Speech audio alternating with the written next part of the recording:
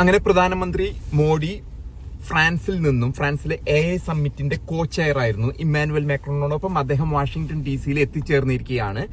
അദ്ദേഹം വന്നു ചേർന്ന ആദ്യ ദിവസം തന്നെ നമ്മൾ മനസ്സിലാക്കേണ്ടത്, അദ്ദേഹം വാഷിംഗ്ടൺ DC ഡൊണാൾഡ് ട്രംപിന്റെ മന്ത്രിസഭയിലുള്ള വ്യക്തികളുമായിട്ട് സംവദിച്ചുകൊണ്ടിരിക്കുമ്പോൾ തന്നെ ഡൊണാൾഡ് ട്രംപ് രാവിലെ ഒരു പത്രസമ്മേളനം നടത്തി മോഡിക്ക് ഉള്ള ഒരു താക്കീതെന്ന പോലെയാണോന്നറിയില്ല, റെസിപ്രോക്കൽ താരിഫ്, അതായത് അമേരിക്കൻ ഉൽപ്പന്നങ്ങൾ ഇന്ത്യയിൽ വിൽക്കുന്നതിന് വേണ്ടി വർഷങ്ങളായിട്ട് ഇവിടുത്തെ രാഷ്ട്രീയക്കാർ അതിന്റെ ടാക്സും താരിഫും അവിടെ കുറയ്ക്കുന്നതിനെ പറ്റി ചർച്ച നടത്തിക്കൊണ്ടിരിക്കുകയാണ്. എന്നാൽ ഇന്ത്യ ഇന്ന് വരെ ആ താരിഫിൽ അമേരിക്കയ്ക്ക് ഒരു പ്രത്യേകമായിട്ടുള്ള ഒരു സ്ഥാനവും നൽകിയിട്ടില്ല.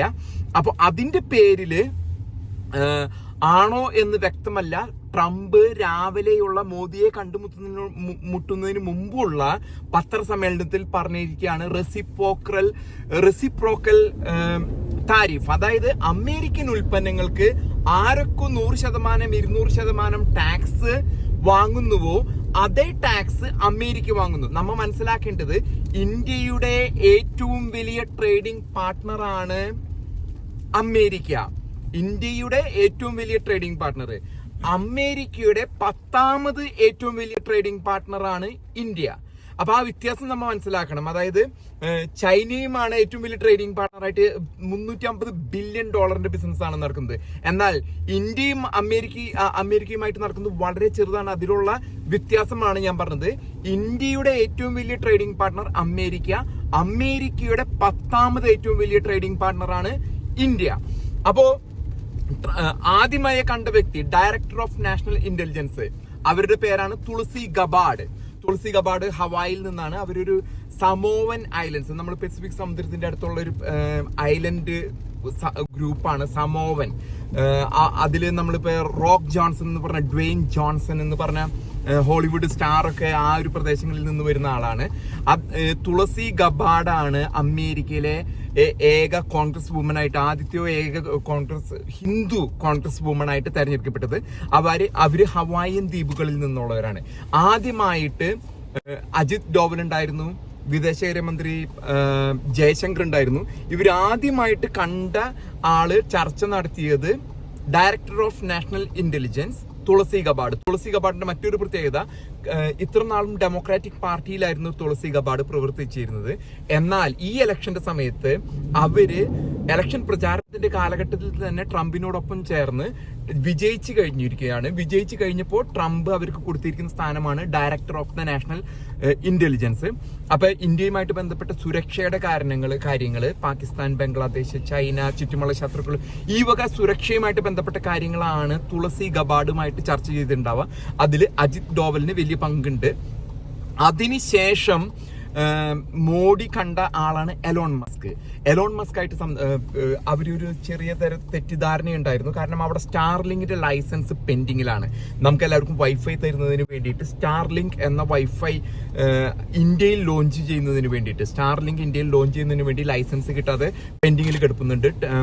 നമുക്ക് മനസ്സിലാക്കേണ്ടത്, ഈ എലോൺ മസ്കിന്റെ 4 വയസ്സായ എക്സ് എന്ന മകനും കുടുംബവും മക്കളും ഒക്കെ പാടിക്കൂടിയാണ് എലോൺ മസ്ക് മോഡിയെ കാണാൻ വന്നത്.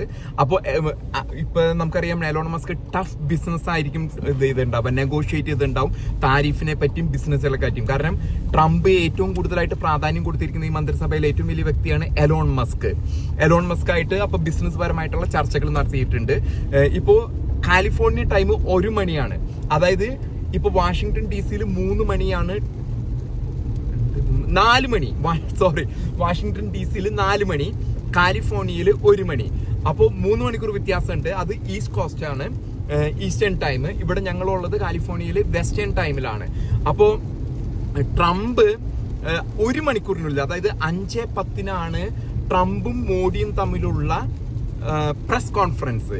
അപ്പൊ അതിനു മുമ്പാണ് റെസിപ്രോക്കൽ താരിഫിനെ പറ്റി ട്രംപ് പറഞ്ഞിരിക്കുന്നത്. അതായത് അവിടെ ഹാർലി ഡേവിഡ്സൺ, ഒരു ഉദാഹരണമായിട്ട് പറയുന്നത്, ഹാർലി ഡേവിഡ്സൺ ഇറക്കുന്നതിന് 100% ടാക്സ് ആണ് അവിടെ ഇന്ത്യ ചാർജ് ചെയ്യുന്നത്.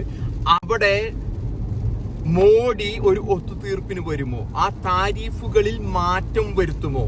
മോഡിക്ക് ട്രംപിന്റെ മുമ്പിൽ മുട്ടുമടക്കേണ്ടി വരുമോ എന്നാണ് നമ്മൾ നോക്കേണ്ടത്. എത്രമാത്രം ഈ ബന്ധങ്ങളിൽ ഉലച്ചിൽ വരോ അതോ നല്ല രീതിയിൽ പോകുമോ എന്നുള്ളതിനാണ് നമ്മൾ നോക്കി കാണുന്നത്. അപ്പൊ ട്രംപ് ഒരു വാണിംഗ് താക്കീത് പോലെ രാവിലെ തന്നെ പത്രസമ്മേളനം നടത്തി പറഞ്ഞിരിക്കുകയാണ്. അത് ഇന്ത്യയെ കണക്കാക്കിയല്ല, ഏതൊക്കെ രാജ്യങ്ങളാണോ അമേരിക്കൻ ഉൽപ്പന്നങ്ങൾക്ക് വലിയ ടാക്സും താരിഫും പറയുന്നത് ആ രാജ്യങ്ങൾക്ക് പോലെ അതേ ടാക്സ് അമേരിക്ക. അപ്പൊ നമുക്കറിയാം കോട്ടൺ തുണി ഇങ്ങോട്ട് വരുന്നുണ്ട്, അതുപോലെ തന്നെ മഹീന്ദ്രയുടെ ട്രാക്ടറും സാധനങ്ങളൊക്കെ ഇവിടെ വിൽക്കുന്നുണ്ട്. ഈ സാധനങ്ങളുടെ മേലെ താരിഫ് വന്നു കഴിഞ്ഞാൽ അത് ഇന്ത്യൻ എക്കോണമിനെ വലുതായിട്ട് ബാധിക്കും. കാരണം ഇന്ത്യയുടെ ഏറ്റവും വലിയ ട്രേഡിംഗ് പാർട്ട്ണറാണ് അമേരിക്ക. അവിടെ നിന്നുള്ള ഉൽപ്പന്നങ്ങളുടെ മേലെ താരിഫ് വന്നാല് വലിയൊരു പ്രതിസന്ധിയിൽ ഇന്ത്യൻ എക്കോണമി പോകും. അത് വീണ്ടും അതോടൊപ്പം തന്നെ ഇന്ന് ട്രംപ് മീറ്റിംഗിൽ പറഞ്ഞിട്ടുണ്ട് ബ്രിക്സ് രാജ്യങ്ങള് Brazil, Russia, India, China, south Africa ഈ രാജ്യങ്ങൾ കൂടിയിട്ട് ഒരു കോമൺ കറൻസി കൊണ്ടുവരുന്നതിനെ പറ്റി ചർച്ച നടത്തിയിരുന്നു. അത് വന്നാൽ 100% താരിഫ് ആ രാജ്യങ്ങളുടെ മേലെ. അപ്പൊ ഇതിനുള്ളിലൊക്കെ ഭിന്നിപ്പ്. ബ്രസീൽ ഓൾറെഡി വിട്ടുമാറി നിൽക്കാണ്, ഇന്ത്യ വിട്ടുമാറി നിൽക്കുന്നു. ഇപ്പൊ പുടിനും ട്രംപുമായിട്ട് അടുത്തു കഴിഞ്ഞാൽ റഷ്യയും ബ്രിക്സിനെ തകർക്കുക ട്രംപിന്റെ ലക്ഷ്യമാണ്. കാരണം ബ്രിക്സ് വന്ന് ഡോളറിന് ബദലായിട്ട് വേറെ എന്തെങ്കിലും വന്നു കഴിഞ്ഞാൽ അത് അമേരിക്കനെ ബാധിക്കുന്നതുകൊണ്ട് അങ്ങനെയൊരു ഇതും കൂടി. ഇതിനിടയിൽ കാണുന്നത് എലോൺ മസ്കിന് ശേഷം അദ്ദേഹം കാണുന്ന വ്യക്തിയാണ് നമ്മുടെ മലയാളി പയ്യൻ, പട്ടരി പയ്യൻ, പാലക്കാടൻ വിവേക് രാമസ്വാമിയുമായിട്ടും അദ്ദേഹം ചർച്ച നടത്തി. വിവേക് രാമസ്വാമി ചർച്ച നടക്കുന്ന വേളയിൽ അജിത് ഡോവൽ ഉണ്ടായിരുന്നു, മോഡി ഉണ്ടായിരുന്നു. അപ്പൊ ഈ ചെറു മീറ്റിങ്ങുകൾ, തുളസി ഗബാർഡ് കഴിഞ്ഞ് നേരെ എലോൺ മസ്ക് കഴിഞ്ഞ് വിവേക് രാമസ്വാമി 1 മണിക്കൂറിനുള്ളില് ട്രംപുമായിട്ടുള്ള പത്രസമ്മേളനം. ഇവരൊക്കെ ഇതിനു മുമ്പ് തന്നെ, ഇവിടെ വരുന്നതിന് മുമ്പ് തന്നെ കാര്യങ്ങളിലൊക്കെ ധാരണയിലായിട്ടുണ്ടാവും. എന്നിരുന്നാലും വളരെ പ്രാധാന്യത്തോടെ ലോകം നോക്കി കാണുന്നതാണ്. പ്രത്യേകിച്ച് ഇന്ത്യയെ സംബന്ധിച്ചിടത്തോളം ഏറ്റവും വലിയ ട്രേഡിംഗ് പാർട്ട്ണറായ അമേരിക്ക എത്രമാത്രം ഹാർലി ഡേവിഡ്സനും കഴിഞ്ഞ 2016 കാലഘട്ടത്തിൽ ട്രംപ് അധികാരത്തിലിരുന്ന സമയത്ത് മുതൽ ഇതിനെപ്പറ്റി മോഡിയും ട്രംപും നെഗോഷിയേറ്റ് ചെയ്തിരുന്നു. ഇന്ത്യയുടെ താരിഫ് നയങ്ങളിൽ മോഡി മാറ്റം വരുത്തുമോ, വാഹനങ്ങൾ ഫോർഡ്, ഷെവർലെറ്റൊക്കെ അവിടെ നിന്ന് അടച്ചുപൂട്ടി പോകേണ്ട ഒരു സാഹചര്യം ഉണ്ടായിരുന്നു. കാരണം ഇറക്കുമതി ചെയ്ത ഉൽപ്പന്നങ്ങൾക്കുള്ള താരിഫ്, റെസിപ്രോക്കൽ താരിഫ് അമേരിക്ക കൊണ്ടുവന്നു കഴിഞ്ഞാൽ അവിടെ നിന്നും സാധനങ്ങൾ കയറ്റുമതി ചെയ്യുന്നതിനൊക്കെ തടസ്സങ്ങൾ വരും. അത് വലിയ തോതിൽ ഇന്ത്യൻ സമ്പദ് വ്യവസ്ഥയെ ബാധിക്കാൻ പോവാണ്. നമ്മൾ നോക്കിക്കാണുന്നത് എന്തായിരിക്കും അടുത്ത 1 മണിക്കൂറിനുള്ളിൽ ട്രംപും